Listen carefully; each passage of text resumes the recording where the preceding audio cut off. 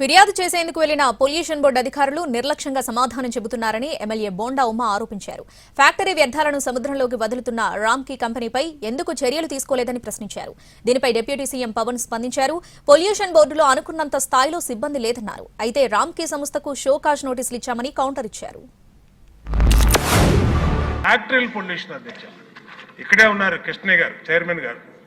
పెద్ద వాళ్ళందరినీ కూడా వాళ్ళు మరి ఏం ఇన్ఫ్లుయెన్స్ గురవుతున్నారో తెలియట్లు కానీ రామ్కీ పరిశ్రమ అధ్యక్ష ఈ పొల్యూషన్ దాంట్లో అయితే అయోధ్య రామిరెడ్డి వైసీపీ ఎంపీ అధ్యక్ష ఆయన కాబట్టి మరి ఆయన లెవెల్లో ఏమి ఇన్ఫ్లుయెన్స్ చేస్తున్నారో ఈయన్ని తెలియదు అధ్యక్ష. కృష్ణయ్య గారిని గౌరవ డిప్యూటీ సీఎం గారిని కోరుతున్నాం అధ్యక్ష, పొల్యూషన్ కంట్రోల్ బోర్డుని కొంచెం పనిచేసే విధంగా ఆయన కొంచెం గట్టిగా మందలించాలి అధ్యక్ష.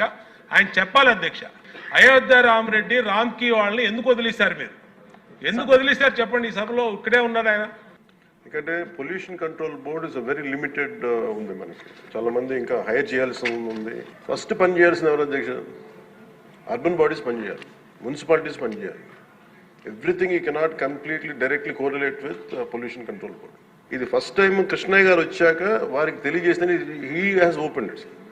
ఎవరైనా సరే ఎనీ ఆఫీస్కి వెళ్ళిపోయి మీరు పొల్యూషన్ కంట్రోల్ బోర్డు ఆఫీస్కి వెళ్తే మీకు అది ఓపెన్గా ఉంటుంది. దానికి నేను బాధ్యత తీసుకున్న తర్వాత మొట్టమొదటి చేసిన అధ్యక్ష రామ్కీ సంస్థ మీద వారికి షోకాస్ నోటీస్ ఇష్యూ చేయడం జరిగింది, యాక్షన్ తీసుకోవడం జరిగింది.